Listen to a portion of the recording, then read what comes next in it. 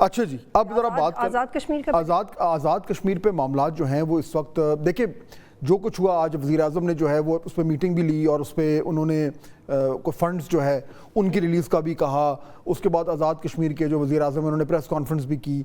ये सब कुछ जो है ना वो अब इन्होंने देर कर दी, ये होना ही नहीं चाहिए था। ये सिचुएशन मिस हैंडल हुई है, इसमें कोई शक ही नहीं है। और फिर उसकी वजह से बहाना मिला एक वजह मिली इंडियन मीडिया को कि उस मामले को उछाला उन्होंने, मौका ही क्यों दिया। तो ये मिसहैंडल हुआ है। इसके हवाले से बाकायदा तौर पर सिर्फ ये पैसे रिलीज़ कर देना काफ़ी नहीं है बतूल, मेरे ख्याल में इस चीज़ का सख्ती से नोटिस लेना चाहिए।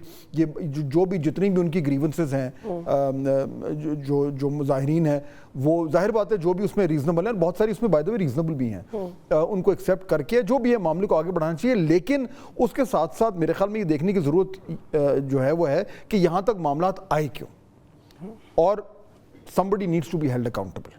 और आज़ाद कश्मीर में चूँकि एक हिस्टोरिकली ये बात प्रूव्ड है कि इस्टेब्लिशमेंट या सेंटर की सपोर्टेड गवर्नमेंट होती है ऐसे ही, और वो आप उसको मिनी इस्लामाबाद ही समझ लें।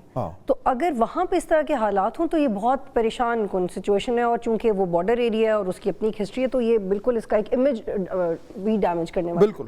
तो उम्मीद है कि जो है वो करेक्टिव मेजर्स लिए जाएंगे और ये मामला जो हैं वो खुश उसलूबी से अब रिजॉल्व कर ली जाएंगे। अच्छा, आज इसके अलावा और बहुत कुछ हुआ है।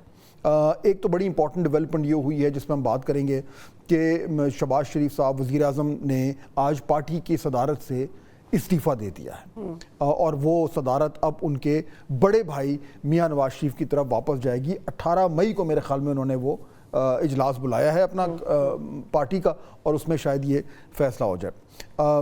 अभी कुछ देर पहले उमर अयूब जो अपोजिशन लीडर हैं उन्होंने भी बड़ी तोपों के दहाने खोले और बड़ी बड़ी सख्त बातें की, और ज़्यादातर तकरीबन जितना मैंने उनकी स्पीच सुनी है वो इस्टेब्लिशमेंट को आड़े हाथों ले रहे हैं, और अपनी जो उनकी पार्टी की पोजीशन इस टाइम बनी हुई है उसको वो रीइटरेट कर रहे हैं। लेकिन पब्लिक पोजीशन लेना और प्राइवेटली क्या काम करना वो हमेशा मुख्तलिफ भी हो सकते हैं। तो पाकिस्तान तहरीक इंसाफ की इस वक्त स्ट्रैटेजी क्या है, आज हम उस पर भी बात करेंगे। हमारे पास बड़े अहम गेस्ट हैं, लेकिन जो हमारा आज का सेंट्रल थीम है ना बतूल, मेरे ख्याल में वो ज़रूरी है, और बहुत सारी जो मामलात जो हमारे सामने आ रहे हैं पिछले चंद दिनों से, उससे नज़र आ रहा है कि जो इस वक्त एक मेन थीम पाकिस्तान में चल रही है, सियासी थीम, वो है डायलॉग होना चाहिए, नहीं होना चाहिए। अच्छा, पाकिस्तान तहरीक इंसाफ वाले बार बार कहते हैं कि जी डायलॉग करने के लिए हम तैयार हैं, डील के लफ्ज़ से जो है ना वो लोगों को चिढ़ हो गई है।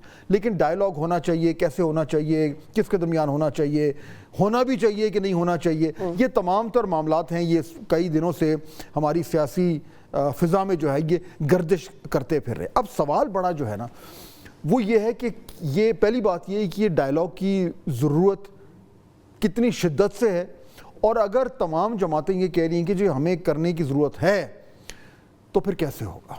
ये दो इशू है। अच्छा, अब उसमें मिसाल के तौर पर, और बाय द वे ये सारी जमातों की तरफ से हो रहा है, आप नोट करें, बल्कि हम जो ये थीम इस्टेब्लिश कर रहे हैं हम लोगों को सुनवा भी देते हैं कि ये पिछले ही चंद दिनों में किस किस जमात के किस किस अहम लीडर ने इस थीम के ऊपर बात की। अच्छा, ये तो हो गए साबिक सदर आरिफ अलवी साहब।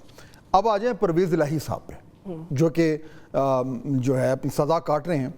उन्होंने क्या कहा, वो कहते हैं मुज़ाकरात ही मौजूदा बहरान से निकलने का वाहिद रास्ता है, बाइख्तियार हलकों से मुज़ाकरात ही नतीजा खेज साबित हो सकते हैं। बतूल क्या कहते हैं, बाइख्तियार हलके। बानी पीटीआई अपनी ज़ात नहीं मुल्क व कौम के लिए मुज़ाकरात पर रजामंद हुए हैं। आरिफ अलवी की मुज़ाकरात की दावत का मुस्बत जवाब देना चाहिए। मौजूदा हालात में मुज़ाकरात से इनकार मुल्क व कौम से खैर ख्वाही नहीं होगी, ये कह रहे हैं परवेज़ इलाही साहब। बिल्कुल क्लियर है, यानी और ये इस्टेब्लिश हो रहा है कि सबका बहुत दिल चाह रहा है बात करने का, मचल रहा है, लेकिन हो नहीं पा रही। अच्छा, अब आ जाए आगे, ये तो गया। अब आए जनाब जो इस टाइम चेयरमैन है पाकिस्तान तहरीक इंसाफ के, जनाब बैरिस्टर गौहर साहब। आज वो इमरान खान साहब को मिले जेल में, जब वापस आए तो उनसे ये सवाल हुआ, तो देखिए उन्होंने आज इस हवाले से क्या बात की। खान साहब की मुज़ाकरात के सिलसिले में आज भी आम है कि मैं पहले कह चुका हूँ डायलॉग होने चाहिए, लेकिन डायलॉग मैं कर रहा हूँ, मैं डील नहीं कर रहा। और जब हम डायलॉग कर रहे हैं तो पाकिस्तान के लिए ही कर रहे हैं, नहीं ज़ाती मुफादात और इनारों के लिए कर रहे हैं। इस बात का ज़रूर एक है कि राना सनाउल्लाह ने जो स्टेटमेंट दी है ये इस बात का मौके पे कि वो एक भी चीज़ मान चुका है कि यस खान साहब एक हकीकत है, पाकिस्तान तहरीक इंसाफ हकीकत है। सो इसमें भी आप देख रहे हैं कि वो कुछ ज़्यादा यानी कि हार्ड लाइन नहीं है। और मुझे तो इनकी स्टेटमेंट में बड़ी कंफ्यूजन नज़र आ रही है कि वो ये कह रहे हैं कि मुज़ाकरात के लिए तैयार हैं लेकिन डील नहीं करेंगे। तो ये डील और मुज़ाकरात के दरमियान जो ग्रे एरिया है उसको एड्रेस कौन करेगा? आप ये कहते हैं आए बात करते हैं देन लेट्स सी, तो ये तो बैठने को बैठेंगे तो डील या मुज़ाकरात हो। वो डील के लफ्ज़ से ना, जो डील का लफ्ज़ जो है ना उसको बड़ी बैड रिप्यूट मिल गई है। वो लोग समझते हैं कि डील का मतलब है कि आप जो है वो बिकने जा रहे हैं, समहाउ ये कॉनोटेशन बन गई है, जबकि है नहीं। लेकिन बात वही है, मुज़ाकरात का मतलब अल्टीमेटली यही है।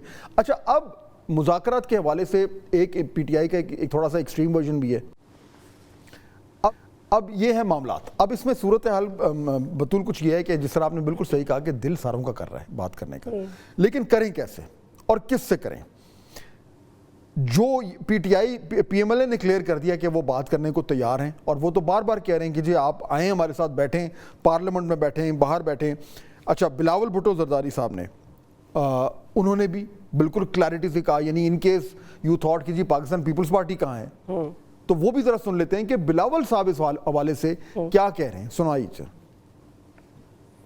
पाकिस्तान को खत, और अगर पाकिस्तान का सियासतदान, पाकिस्तान के कायदीन, पाकिस्तान के सियासी जमातें एक दूसरे से बात करने के लिए तैयार नहीं होंगे, एक दूसरे से हाथ मिलाने के लिए तैयार नहीं होंगे, तो फिर इतने बड़े मसले का हल निकालना या पार्लियामान में इतने बड़े मसले का हल निकलने का हमें इतना ज़्यादा उम्मीद नहीं। तो अब सारे लोग कह रहे हैं कि जो उन्हें बात करनी है। प्लेयर्स कौन है? एक है पीटीआई या अपोजिशन इत्तेहाद कह लें आप, दूसरा है पीएमएलएन और पीपल्स पार्टी जो कि रूलिंग कोलिशन है, तीसरा है एस्टैब्लिशमेंट, द डियर एस्टैब्लिशमेंट। हाँ, तो वो भी सुन लें कि उन्होंने क्या कहा था प्रेस कॉन्फ्रेंस में डीजीआई पर ने मुज़ाकरात के हवाले से। सुनवाइए जरा। अगर कोई सियासी सोच और कोई सियासी लीडर और कोई सियासी टोला फौज पे हमलावर हो तो उससे कोई बातचीत नहीं करेगा। ऐसे सियासी इंतशारी टोले के लिए सिर्फ एक ही रास्ता है कि वो सिद्ध के दिल से माफ़ी मांगे कौम के सामने और ये वादा करे कि वो नफ़रत की सियासत को छोड़ के तामीरी सियासत में हिस्सा लेगा। और वैसे भी जो बातचीत है वो सियासी पार्टीज़ को आपस में ज़ेब देती है, इसमें फ़ौज या इदारे बिल्कुल मुनासिब नहीं कि बातचीत में आए। सो पीटीआई कह रही है कि हमने फ़ौज से बात करनी है, फ़ौज कहती है जी मुज़ाकरात जो हैं वो सियासी जमातों के दरमियान होते हैं। अब हमने देखा क्या बताओ, लेकिन सिद्ध के दिल वाली ऑप्शन मौजूद है वो। हाँ, कि अगर मुझे ये पूछना है सवाल कि ये एस्टैब्लिश कि कैसे साबित हो जाएगा कि सिद्ध के दिल से माफ़ी मांग ली? मेरे लिए बड़ा न्यूज़ी होगा ये बड़ा वाकई में कैसे इसका एक्चुअली एस्टैब्लिश कैसे होगा कि कैसे होगा? ये मुश्किल सवाल है, नया सवाल, आपने एक नया एंगल निकाला है।